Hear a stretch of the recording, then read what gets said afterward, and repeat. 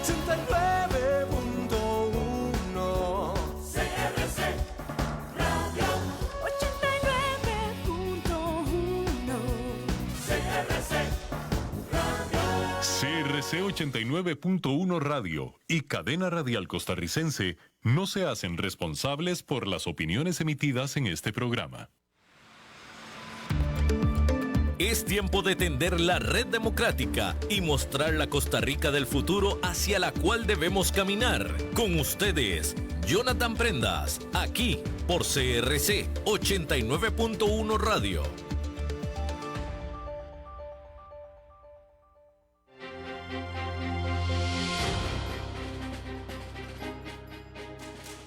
Saludos, ¿qué tal? Muy buenos días tengan todos ustedes. Bienvenidos a un nuevo programa de Red Democrática, el programa que suma voces, expertos, especialistas, realidades, siempre con la firme convicción de que tenemos que entre todos construir la mejor versión de la Costa Rica en la que vivimos, fortalecer la democracia y así poder heredarle a nuestros hijos y a nuestros nietos un país más apto, de mayor bienestar y más propenso a tener buenos indicadores de desarrollo y de vida para que todos puedan tener una vida bien estable y bien próspera.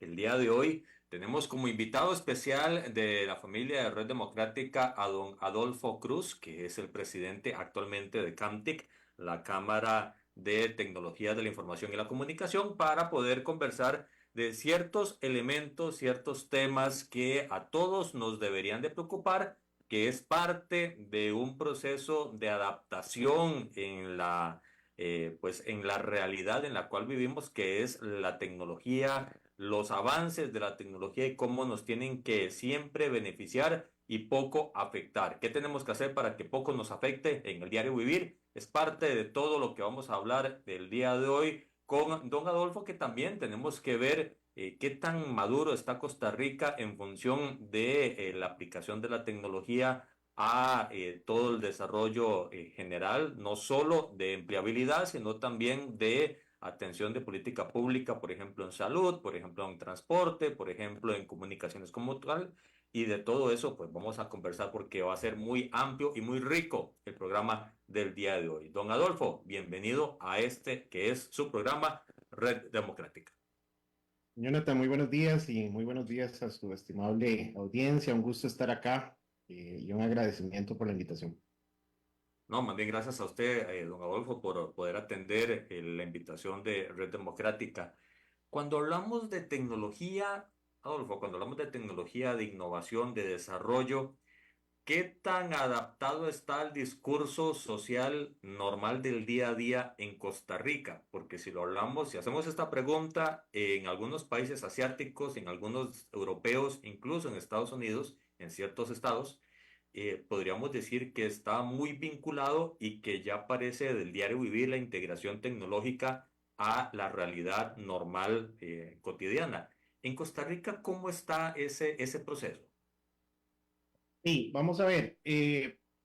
Definitivamente el desarrollo tecnológico del país ha avanzado mucho en los últimos 20 años, diría yo. Ujú.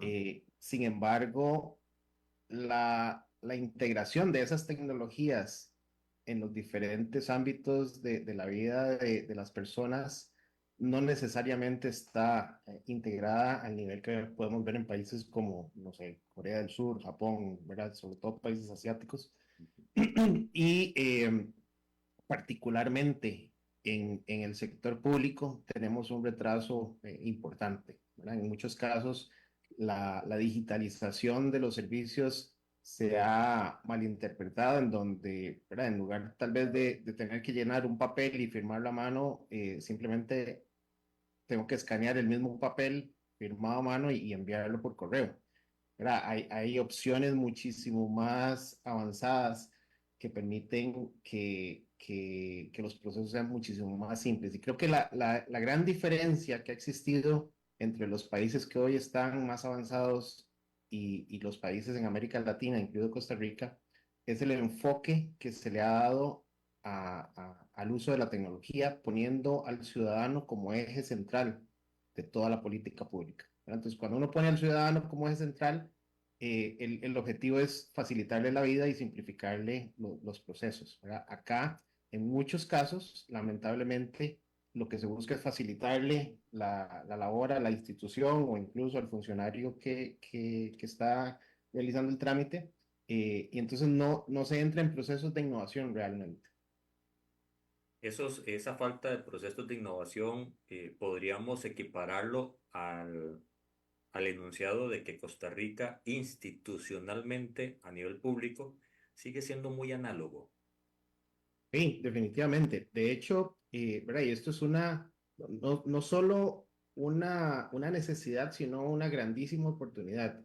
Si mal no recuerdo, en el 2019, la Contraloría General de la República hizo un estudio en donde si se hacía un proceso de transformación digital, ¿verdad? Y de un gobierno digital realmente bien hecho, integrando los diferentes actores, no solo el Estado, sino un Estado ampliado, ciudadanos y demás, se hablaba de que se podían dar ahorros e incrementos, digamos, a nivel de la economía de hasta un 3% del PIB anual, ¿verdad? Eso es básicamente Más, lo que nos hemos más de un venido billón de financiando. colones. Claro, ¿verdad? Entonces, es increíble que con esa medición tan grande, ¿verdad? O sea, con esa expectativa tan grande, como país no estemos haciendo un esfuerzo mayor para caminar hacia esa dirección. ¿Y por qué será que nos cuesta tanto identificar esta oportunidad de crecimiento? ¿Será que somos muy dados como ticos y como institucionalidad a proteger lo que tenemos?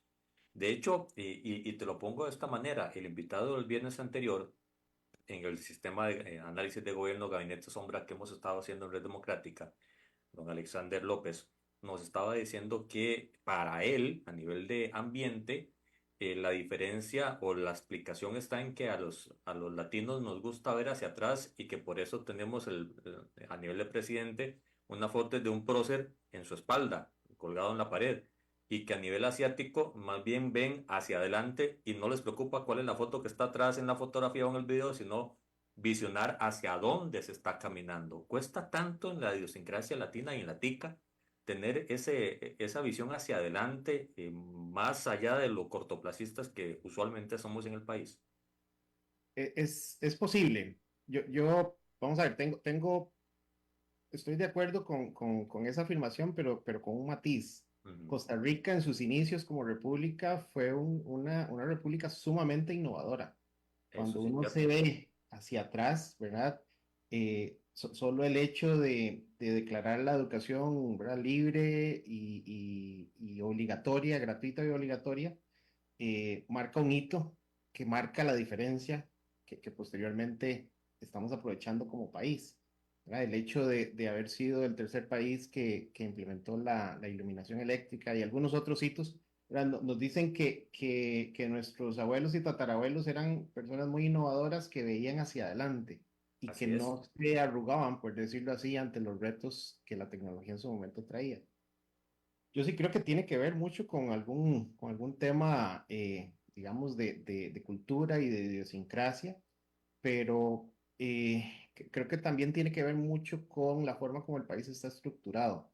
En el caso del sector nuestro, en la Cámara de Tecnologías de Información y Comunicación, es muy interesante, primero porque el 90% de las empresas son empresas pymes, ¿no? Son empresas pequeñas y medianas.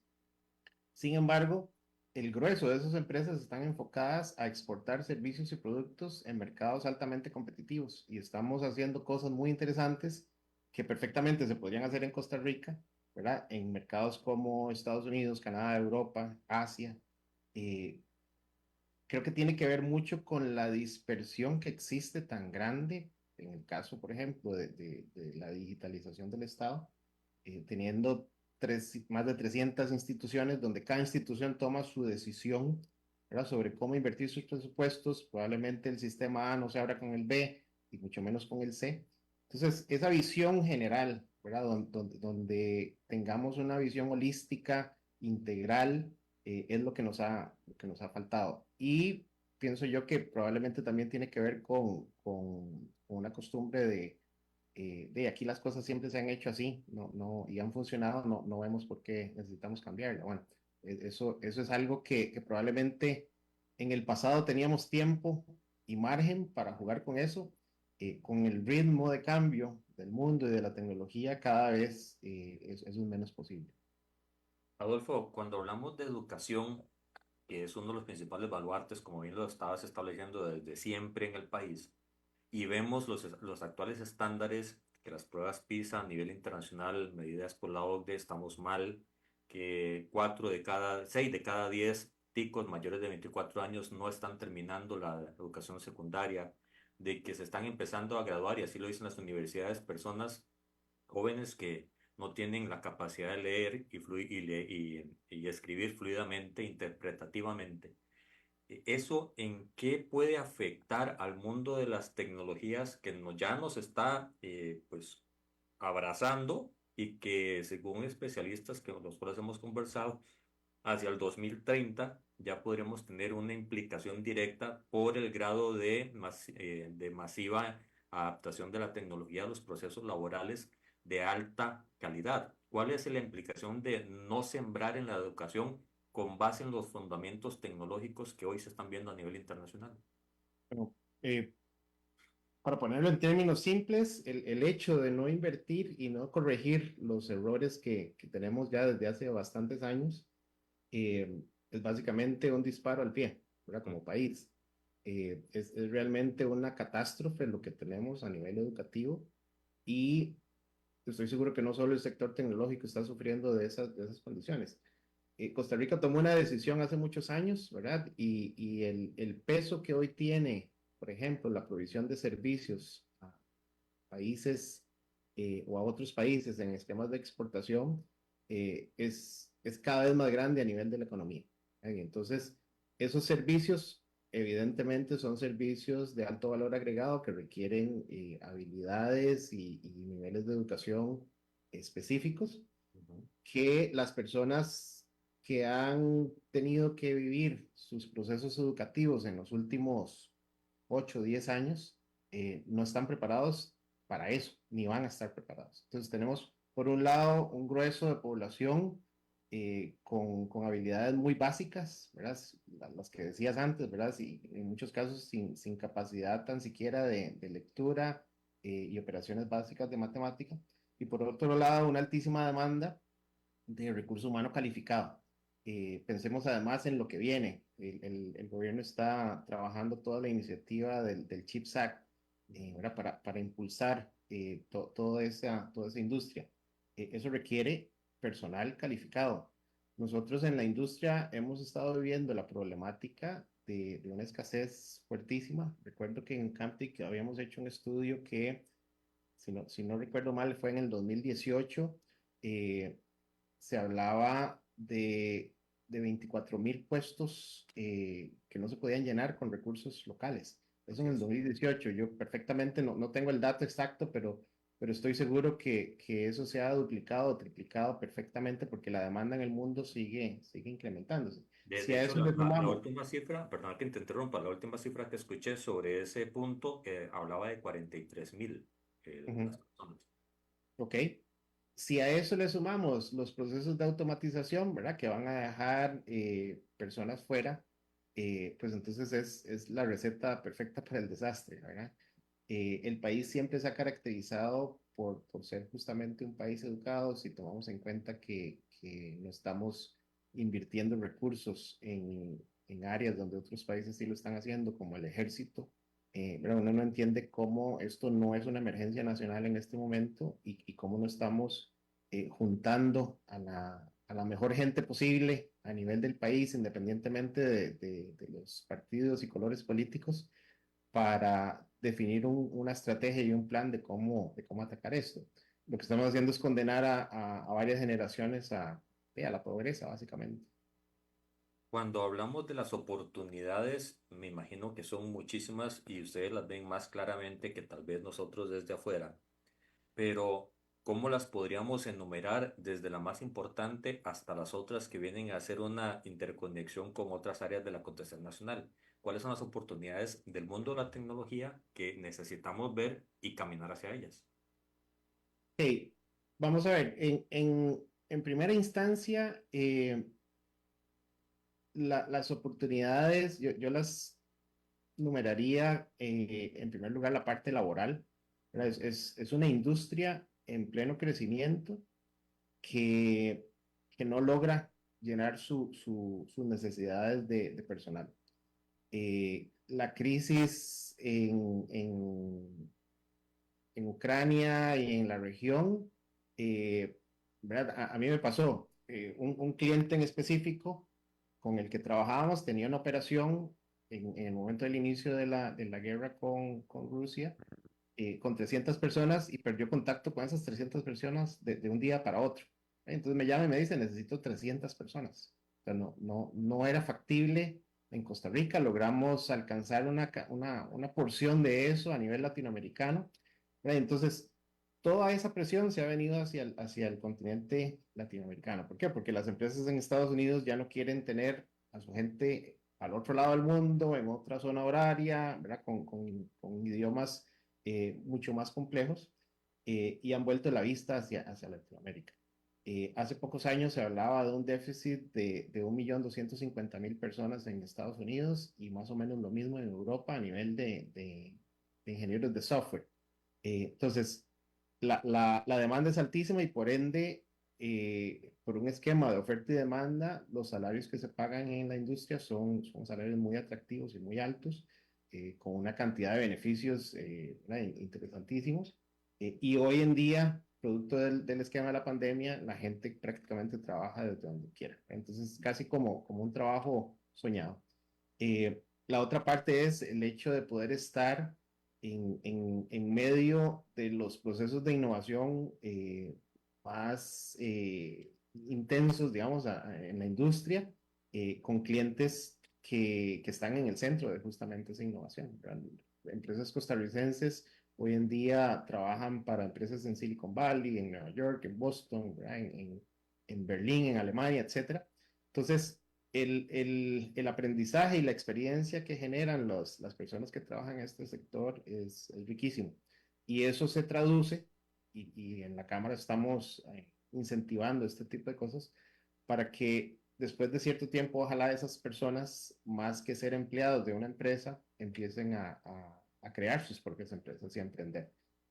La cultura en nuestro país ha sido mayoritariamente de crear personas empleadas, no necesariamente empresarios, y la tecnología facilita y democratiza eso montones, porque básicamente lo único que se ocupa es una computadora, que hoy en día, digamos, es más fácil acceder a ella que hace 10 15 años, y por otro lado, conocimiento y brain power, como dicen los gringos. Entonces, es una industria muy democrática, y perfectamente, y ese es el espíritu que manejamos en la Cámara. Pero creemos que todo lo que se ha denominado la economía de lo que no existe, que es básicamente lo que viene, ¿verdad? Perfectamente Costa Rica podría ser un jugador clave y, ¿por qué no? Que los próximos unicornios puedan salir de un país como el nuestro. Cuando hablamos con gente, por ejemplo, de CINDE y también de Procomer, ambas, están mostrándose en cierto grado preocupadas por el desarrollo de estos profesionales nuevos, porque no podemos quedarnos con lo que hay, porque sería migrar de una empresa a otra y eso, ese canibalismo, pues poco sirve para crecer como país. Pero para desarrollar nuevos talentos tendríamos que ser más agresivos a nivel universitario y dentro de las universidades lo que es el sistema STEAM. ¿Qué tanto ves que las universidades en Costa Rica estén apostando por eso más decididamente y abandonando o poniendo más en reserva otras áreas de la enseñanza, tipo ciencias sociales o qué sé yo, cualquier otra, para darle prioridad a esta, que es lo que va a sustentar los pilares del desarrollo del país en cuestión de unos años? Sí, definitivamente no vamos al ritmo requerido, sobre todo a nivel de universidades estatales.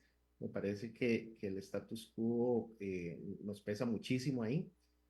A nivel de las universidades privadas, pues básicamente los esquemas de decisión ahí son más rápidos y han venido en un proceso de adaptación muchísimo mayor.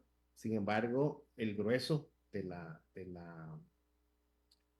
población estudiantil que termina, ¿verdad?, siendo insertada a la economía, la parte pública tiene un peso muy alto. Además, creo que tenemos que empezar a romper paradigmas y son paradigmas que debimos haber roto ya hace rato, y es el hecho de que estas carreras implican un proceso largo de educación universitaria tradicional y formal. Hoy en día las grandes empresas, hablemos de Google, de Facebook, ¿verdad? Ya no piden que las personas tengan un doctorado, ¿verdad? O una licenciatura, en muchos casos ni siquiera bachillerato, sino que el ritmo de cambio de la tecnología es tan grande que los esquemas, por ejemplo, de certificaciones se han vuelto muy atractivos. Países como Alemania, en donde los niveles técnicos, en algunos casos incluso, ganan más que los niveles universitarios, son un buen ejemplo de cómo eso debería funcionar. Entonces, creo que tenemos que cuestionarnos dentro de ese enfoque educativo nuevamente innovador, retomar la ruta de nuestros antepasados en esa parte, replantearnos completamente el sistema educativo. Debería haber una base muy sólida, ¿verdad?, en la parte, por lo menos ingenieril, y a partir de ahí, programas de actualización robustos que le permitan a la gente mantenerse al día. Nunca en la historia de la humanidad la velocidad del cambio ha sido tan grande como ahora. La capacidad de absorción de ese cambio es algo que nos está sobrepasando, ¿verdad? Y eso como tal es un experimento social, si lo queremos ver así, ¿verdad? Porque realmente no sabemos a dónde nos va a llevar. Antes la tecnología salía y uno tenía, no sé, 24, 36, 5 años para absorberla. Hoy pasan 2 semanas y ya sale algo nuevo, ¿verdad? Entonces es muy complejo. Cuando hablamos de esa complejidad, ¿qué necesita el ecosistema al cual Captic cobija, empresas en comunicación e información, para estar a tono y lograr competitivamente a un ritmo muy alto? Y cuando digo que ocupa es pensando en accesos de financiamiento, mejor legislación, mejor educación o mejor oportunidad para que el sistema de capacitaciones y reacondicionamiento de conocimientos, no sé, estoy tirando líneas al aire, Sí. pero hacia eso me refiero. ¿Cuáles son los puntos que se ocupan? Sí, bueno, básicamente talento humano es probablemente el primero, ya lo hablamos. Ujú. En segunda instancia, la posibilidad de acceder a servicios que hoy son básicos, ¿verdad? De conectividad de alto nivel a costos competitivos internacionalmente. En esta área, como país, ¿verdad? Tenemos un rezago importante con todo el tema de las redes de quinta generación y de lo que viene, ¿verdad? Porque de nuevo, la velocidad de cambio es cada vez mayor. Ya China, Corea del Sur hablan de 6G en el 2030, ¿verdad? Y nosotros aquí todavía estamos discutiendo cómo vamos a comernos 5G. Eh, el tema, por ejemplo, de financiamiento es un reto histórico del sector. El sistema financiero actual está diseñado para la industria de hace 30, 40 años, ¿verdad? Donde yo tenía o un terreno que podía poner a responder o una fábrica o un inventario. En el caso de la tecnología eso no existe. Existen contratos que probablemente son mucho más valiosos que cualquiera de esos activos, pero la cultura del sistema financiero no está orientada hacia eso. Entonces, el desarrollar un sistema de apoyo financiero al sector es fundamental, no solo en temas de financiamiento y préstamos, sino también a nivel de esquemas de inversión. Y ahí hemos estado trabajando muy fuerte en Camtic para poder fortalecer el ecosistema de emprendedurismo, ¿verdad? Donde las empresas tengan el chance de ir quemando las diferentes etapas a través de capital semilla, capital ángel, ¿verdad? Venture capital y eventualmente financiamiento, adquisiciones y fusiones y demás. Ese es un tema en el cual todavía nos queda mucho trabajo por hacer. Y la otra es, creo yo, una integración todavía más fuerte entre los tres motores que deberían trabajar siempre juntos en estos temas, ¿verdad? Que es la academia, la industria y el gobierno. La, las relaciones, digamos, son buenas, son positivas, pero creo que todavía podemos profundizar muchísimo más. Como industria podemos aportar muchísimo al desarrollo de las otras dos hélices. Eh, y como tal ver esto holísticamente, ¿verdad? Y a manera de ejemplo me gustaría usar el tema de 5G para volver sobre eso. La discusión en este país se ha dado durante los últimos, no sé, 6 años, estrictamente alrededor del tema de las frecuencias, ¿verdad? Y del espectro radioeléctrico, la importancia de recuperarlo, y ha sido toda una novela venezolana ¿verdad? Enredadísima. Sin embargo, nosotros como país hoy no tenemos resuelto ese tema, ¿verdad? Que es un tema básico y es un primer paso. Apenas resolvamos eso, nos vamos a topar con 7 puertas más que tenemos que resolver, pero nadie las está viendo en perspectiva. Nosotros deberíamos trabajar un programa nacional en donde, por un lado, se trabaja en esquemas de alfabetización digital para la población. Queremos una población mucho más sofisticada en el uso de la tecnología, esquemas de alfabetización y transformación digital para las industrias no tecnológicas, ¿verdad? Cómo aplicamos la tecnología en agricultura, en comercio, en manufactura, etcétera. Tercero, cómo trabajamos los temas de infraestructura, ¿verdad? Que vienen, que es un tema bastante pesado a nivel de la implementación de este tipo de redes. Eh, y cuarto, cómo hacemos ese conecte entre todos esos actores para que se empiecen a dar esquemas de innovación que beneficien al país. Cómo la industria de tecnología se conecta con la agricultura para generar esquemas de innovación abierta o cualquier otro tipo. Eh, y tiene que haber alguien viendo eso, ¿verdad? En algunos países la decisión ha pasado por tener lo que llaman un CTO, un Chief Technology Officer, ¿verdad? País, que es el que está articulando todas esas cosas y garantizándose que las inversiones que se hacen en las diferentes instituciones, digamos, se integren entre sí. Esa visión integral es la que creo que también nos falta. ¿Cuál sería el problema de no avanzar con el tema de la 5G? Eh, ¿Qué bueno, tan son atrás nos varios. vamos a quedar? Son varios. El primero y tal vez más tangible que vayamos a ver es la pérdida de inversiones en el país por la falta de una tecnología que en otros países es, digamos, ya una realidad. En muchos casos, empresas de nuestro sector han tenido que hacer inversiones que perfectamente se pudieron haber hecho en Costa Rica, en otros países, simplemente por tener acceso. En el caso nuestro, por ejemplo, tengo clientes que nos piden que las pruebas que se hacen para sus sistemas corran sobre redes quinta generación. Esas pruebas no se pueden hacer aquí, básicamente. Entonces, tuvimos que abrir espacios en otros países.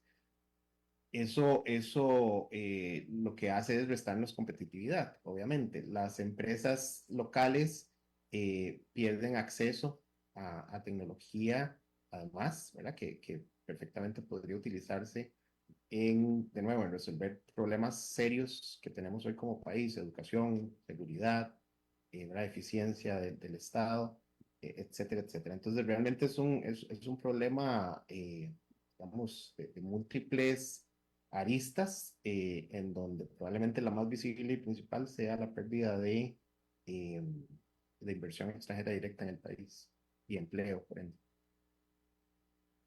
A nivel de las empresas, cuando estábamos hablando de los requerimientos para financiamiento, ¿crees que eso puede ser resuelto de una manera pronta? El que el sistema financiero se dé cuenta de la transformación que sufre a nivel tecnológico este sistema y que vendrá de la mano para otros ecosistemas de desarrollo. Y eso se puede resolver a beneficio de atracción de inversiones. Sí, yo pienso que digamos, falta mucho por hacer, definitivamente, pero si yo lo tuviera que ver en perspectiva, estamos muchísimo mejor hoy que hace 10 años. La claridad que existe sobre las oportunidades que el sector genera, los beneficios de invertir en empresas de tecnología, los beneficios y el espacio sobre todo que existe para crear cosas nuevas con base en todas las tecnologías que van saliendo. Eh, el sector financiero poco a poco ha ido entendiéndolo. Además, creo que nos hemos ido sofisticando un poco más. Para darte un ejemplo, hace varios años arrancamos con un programa que Campus desarrolla que se llama Scale Up. Es un programa de aceleración de empresas. En su momento participaban 4 o 5 empresas. Este año lo lanzamos y nos habíamos puesto una meta de 12 empresas, ¿verdad? Que era básicamente duplicar la cantidad de empresas que tradicionalmente habían participado. Y en estos momentos estamos ejecutando el programa con 28 empresas. Qué bueno. Es interesantísimo ver, ¿verdad? Chicos muy jóvenes y chicas muy jóvenes con ideas súper interesantes. Y cuando el programa busca la integralidad, ¿verdad? Salimos también a buscar justamente fuentes de financiamiento y ya son 5 o 6 los fondos de inversión que han estado interesadísimos en participar y en apoyarnos en la iniciativa, ¿verdad? Entonces uno ve un progreso y definitivamente los productos son y los servicios que se proponen son más sofisticados y eso es lo que el mercado típicamente ¿verdad? Busca. Si los productos y los proyectos y las ideas son buenas, el dinero va a llegar de alguna parte, ¿verdad? Entonces, la labor de Camtic ha sido ser ese articulador y juntar ideas con potenciales inversionistas. Cuando hablamos de aplicación tecnológica de parte de las empresas, ¿en dónde lo podemos ver en el diario vivir? Y la pregunta puede ser muy genérica, muy sencilla, pero lo que quiero es que podamos dibujarle a la audiencia, Adolfo, la importancia de que de una vez por todas a nivel de política pública se dé el paso de 5G, a nivel de financiamiento se entienda lo que ustedes hacen y a nivel de casas de estudio superior y afines puedan ver lo importante que es apostar y la buena apuesta que eso significa. ¿En dónde Claro. podemos ver la tecnología aplicada en el diario vivir? Pucha, qué difícil puntualizar porque es totalmente transversal, ¿verdad? Hoy en día es difícil imaginar algo en donde no haya tecnología involucrada. ¿Verdad? Entonces puede ir desde cosas tan sencillas como el desarrollo de juegos para aplicaciones móviles en el teléfono, ¿verdad? Que utilizan nuestros hijos o las personas en general, hasta temas relacionados con, por ejemplo, el sector financiero, aplicaciones que permiten ¿verdad? Hacer pagos a muy bajo costo a través de aplicaciones. En el sector de salud, por ejemplo, la posibilidad de consumir servicios y productos en esa área. Eh, Temas de seguridad, temas de eficiencia en empresas del área industrial, por ejemplo, esquemas de mantenimiento preventivo, ¿verdad? En lugar de esperar a que la máquina se dañe, el sistema previene y me dice, ok, tiene que sustituir estas y estas piezas porque existe el riesgo de que se dañen, ¿verdad? Y el costo de parar la máquina eh, de manera, ¿verdad?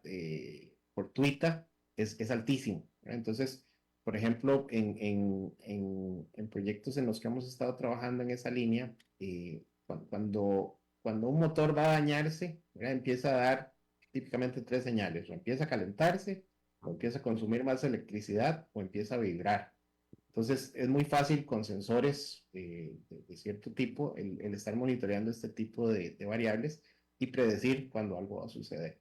A nivel del sector de salud, por ejemplo, cuando uno acude a una cita con un médico, típicamente la, la efectividad del diagnóstico que ese médico le dé a la sintomatología que uno tiene está delimitada por el conocimiento y la experiencia que ese médico tenga, ¿verdad? Si se ha expuesto a situaciones similares a la que yo tengo, pues probablemente le llegue muy rápido. Si no se ha expuesto a eso, pues probablemente le toque estudiar, ¿verdad? Probar, etcétera, etcétera. Si cuando yo llego Ese médico tiene acceso a millones de datos, ¿verdad? En situaciones similares a las que mi padecimiento está presentando sintomatología, la guía que ese médico va a tener va a ser muchísimo más acertada y más rápida, ¿verdad? Incluso se habla de que muy pronto vamos a poder tener tratamientos específicos para las personas específicas, ¿verdad? Y entonces, si Jonathan tiene un padecimiento X y yo tengo el mismo padecimiento, probablemente la medicina que le diseñen a Jonathan no necesariamente me va a servir a mí porque hay ciertos componentes básicos que son distintos. Entonces, eso suena como muy futurista, pero ya está pasando, ¿verdad? Y son cosas que de nuevo buscan que la calidad de vida sea mejor para todos los ciudadanos. ¿Tiene que existir en la sociedad alguna reserva, llámese miedo, del avance de la tecnología?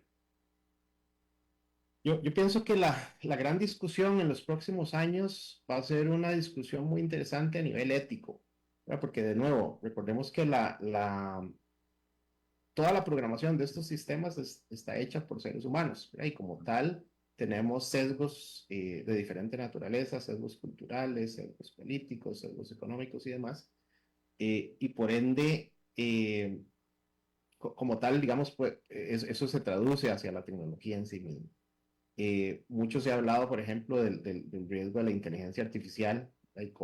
Y cómo eso, digamos, podría generarle problemas a una sociedad, ¿verdad? Se hablan extremos en donde se dice, corremos el riesgo de que cosas como las que se ven en las películas, tipo ¿verdad? Terminator y este tipo de cosas, ¿verdad? Que terminan las máquinas tomando el control del mundo, va a suceder. Bueno, estamos muy lejos de que eso suceda. O sea, realmente la tecnología hoy ni siquiera se acerca a algo de ese estilo. Pero sí, por ejemplo, en cosas muchísimo más puntuales, eh,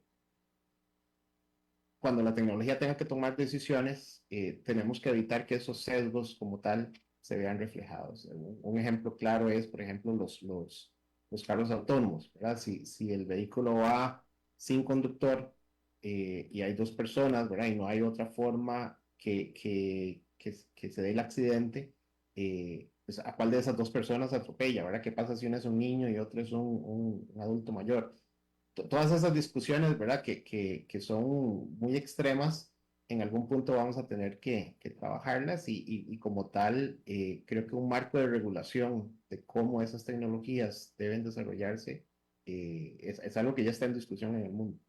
De hecho, eso te iba a preguntar, en la Unión Europea se ha ido avanzando en una legislación sobre ese particular. Hemos Correcto. tenido acá en el programa especialistas europeos también, específicamente en España, que dicen que no debería de hacerse un marco tan rígido como para que el desarrollo, pues lo autofrenemos, que sea un freno al desarrollo cognitivo del proceso. ¿En qué términos deberíamos de ver eso en Costa Rica, que también ya hubo un intento de generar algún tipo de normativa sobre inteligencia artificial? Sí, eso es, ¿verdad? Es bien complejo porque tiene que haber un balance. Definitivamente la legislación siempre va detrás de la tecnología y en estos momentos cada vez más. Entonces, por un tema de regulación no podemos matar la innovación, ¿verdad? Y eso es algo que tenemos que tener muy claro.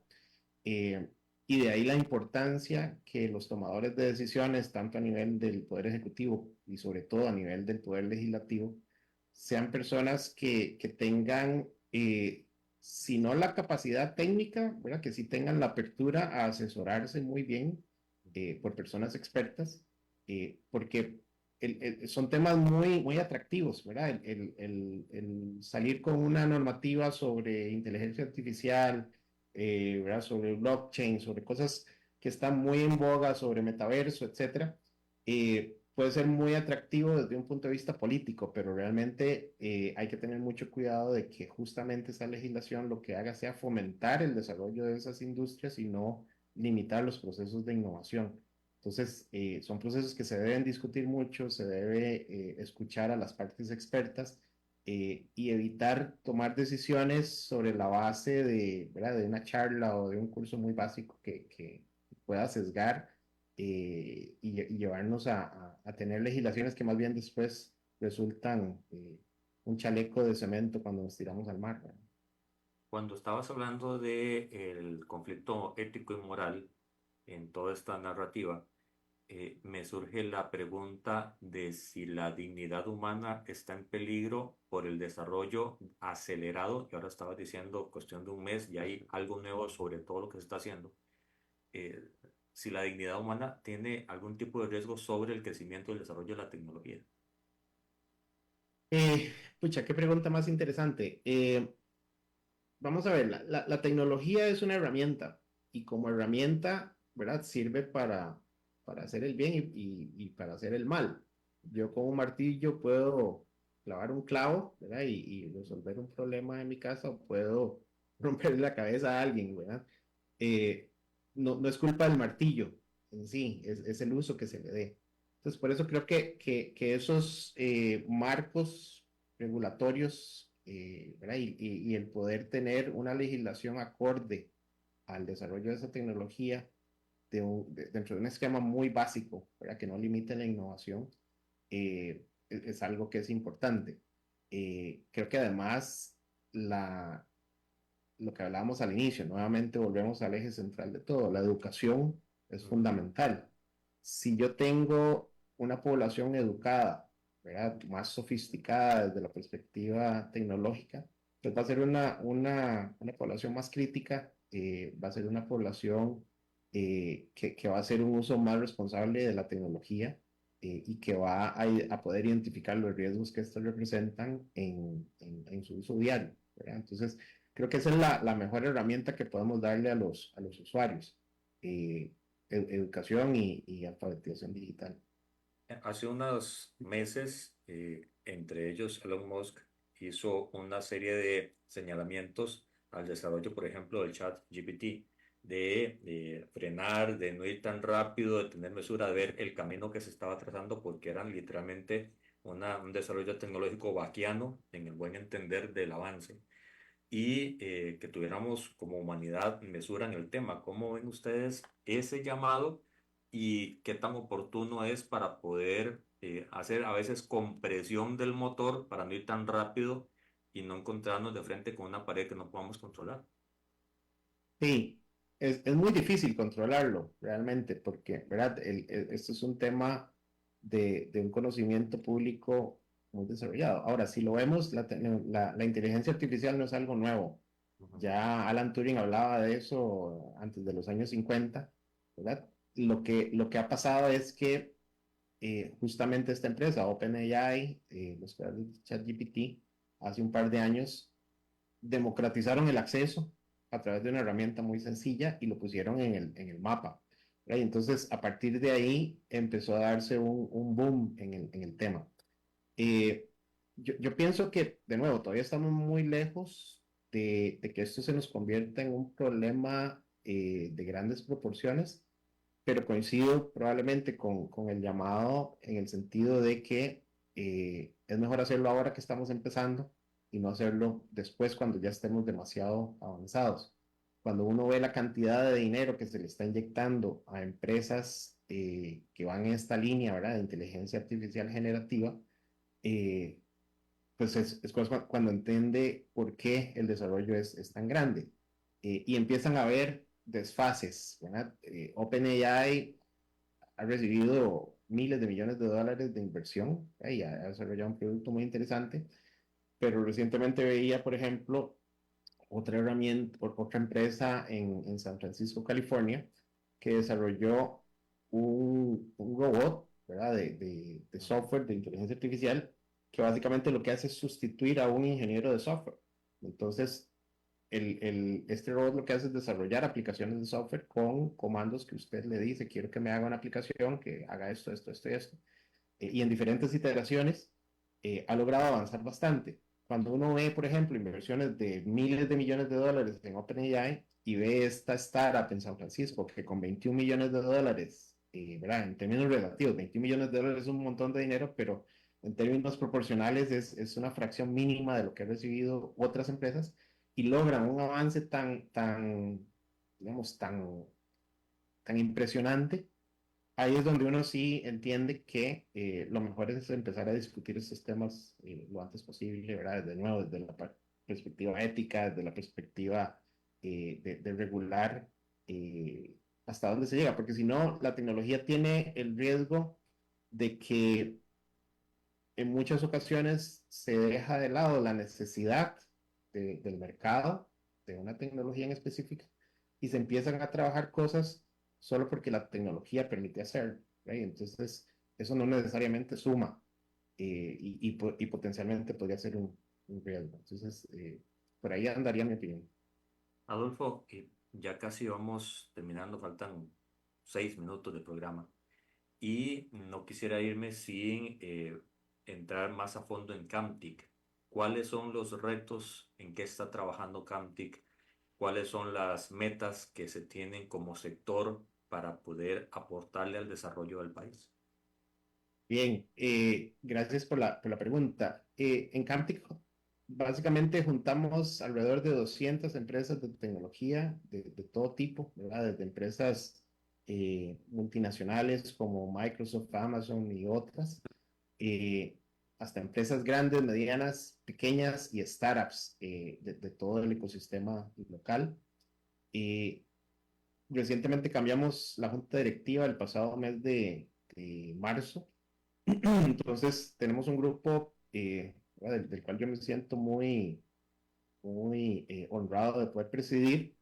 Y el enfoque ha sido volvernos hacia nuestros asociados para generar la mayor cantidad de valor agregado orientado hacia varios pilares. El primero tiene que ver con la posibilidad de resolver los temas de talento humano que conversábamos, eh, alcanzar el espacio en diferentes fuentes de financiamiento para el sector, el lograr apoyar a nuestras empresas en sus procesos de internacionalización, el cobijar, porque hasta la fecha no es algo que habíamos hecho tan decididamente, a todo el ecosistema de startups de Costa Rica, ¿verdad? Empresas en emprendimiento y darle las condiciones dentro de ese ecosistema para que se puedan desarrollar. Eh, y un programa muy interesante que estamos trabajando es el de conectar experiencia. De hecho, el programa se llama Conecta y entonces queremos tener los espacios claramente definidos en una metodología específica donde una startup o una empresa que tal vez no haya tenido la atracción que desea en un mercado específico pueda sentarse y conversar con un empresario, ya sea de empresa multinacional o sea de empresas locales que hayan tenido éxito, eh, y tener lo que hemos denominado como una junta directiva como servicio, ¿right? Entonces, si Jonathan tiene experiencia exportando al mercado de los Estados Unidos X tipo de servicios, ¿right? Yo quiero ir ahí, yo voy a buquear tiempo con Jonathan y me siento. Y esto lo que busca es justamente traspasar ese conocimiento, esa experiencia, los contactos, etcétera, para procesos de aceleración. Adicionalmente, estamos trabajando muy de la mano con Procomer, que es un aliado natural nuestro en los temas de capacitación, temas de medir diferentes variables dentro de nuestro mercado para tener información con la que podamos tomar eh, decisiones. Nos hemos acercado mucho al Ministerio de Comercio Exterior con toda esta iniciativa del CHIPS Act, ¿verdad? Porque esto pasa por la vena de Campi definitivamente como sector tecnológico. Y en general lo que queremos es convertirnos en este ente articulador, eh, llevar la voz cantante en temas que hoy generan mucho ruido en el ambiente, ¿verdad? 5G, inteligencia artificial, todo el tema de tecnologías convergentes, para que las empresas que no son tecnológicas puedan tener acceso a información para la toma de decisiones, y que la población en sí también pueda digamos, alfabetizarse de mejor manera. Buscamos seguir trabajando con el gobierno, con la Asamblea Legislativa en la modernización del Estado. Creo que eso es un tema urgente. Entonces, básicamente ese es el enfoque en el que hemos estado trabajando. Y a nivel internacional, la correlación de esfuerzos que se hacen, me imagino que son muy amplios y muy intensos también para poder sumar experiencias y sobre todo hacer enlaces que permitan desarrollos comerciales. Correcto, definitivamente sí, y en eso, de nuevo, Procomer es un aliado clave. Además, somos parte de diferentes iniciativas internacionales, ¿verdad? Queremos aprender de los países que ya han pasado por donde asustan. En el tema, por ejemplo, de gobierno digital, tenemos una relación muy interesante con la Cámara de Tecnologías de Estonia, que es un líder en el área. Y como tal estamos muy ligados a organismos internacionales que constantemente estamos trabajando iniciativas conjuntas y viendo cómo integramos al país dentro de todo ese orquestamiento mundial que se está dando. Ahora que mencionas a Estonia y siendo correctamente un referente sobre el tema de gobierno digital, ¿qué tan lejos estamos de ver ese sueño cumplido y de hacer más eficiente la función pública? Pues lamentablemente bastante lejos, por lo menos al día de hoy. Hay iniciativas que se están gestando como país, pero yo quisiera ver que avancen más rápido. Nos contaba uno de los directivos que tuvo oportunidad de viajar a una misión en Estonia, ¿verdad? Que ellos lograron hacer que una empresa en Estonia lograra incorporarse, ¿verdad? O sea, crearse desde cero y emitir la primera factura en 18 minutos. ¿Verdad? Aquí Nos estamos ganan muy por lejos. 17 meses y no sé cuántos días más. Exacto, ¿verdad? Entonces, eh, yo tiendo a ver el vaso medio lleno y es decir, bueno, es factible hacerlo. Sabemos a quién tenemos que ir a preguntarle para que nos guíe. El punto es empezar a hacerlo, ¿verdad? Y esa es la parte que a veces como país nos cuesta, es tomar esa primera acción y empujarla hasta llevar a que se concrete. De hecho, en Uruguay también está el tema de soberanía digital, de identidad digital y de gobierno digital, las tres áreas que confirman todo el eje de una sociedad, de un Estado, y también van adelante. Son experiencias tal vez más tropicalizadas, Uruguay siendo tal Sí. vez más cercano a nosotros. Es interesante, ¿verdad? A veces aquí nos pasa el cuento de casa, herrero, cuchillo, palo. Hay empresas costarricenses haciendo cosas súper sofisticadas, muy interesantes en otros países, eh, y sin embargo, a la hora de los esfuerzos locales no se toma en cuenta todo ese know-how ni se consulta en muchas ocasiones. Don Adolfo, muchísimas gracias por esta hora de reflexión y de puntos sobre las ideas para mejorar al país en el cual vivimos y que tenemos que darle en algún momento a nuestros hijos. No, muchísimas gracias a vos por la invitación y de parte de Camtic quedamos a las órdenes para lo que necesiten. Un gusto. Igualmente, Adolfo, y gracias a todos ustedes que han estado en sintonía. Recuerden que en pocos minutos este programa estará siendo colocado en el canal de YouTube de Red Democrática para que lo pueda compartir. Y mañana vamos a seguir hablando de temas sumamente importantes. Vamos a profundizar aún más en el tema de pensiones. Venimos con Jupema mañana, no se lo pierda, porque seguimos haciendo democracia por medio de las redes que entre todos podemos tener. Hasta mañana, si Dios así lo permite.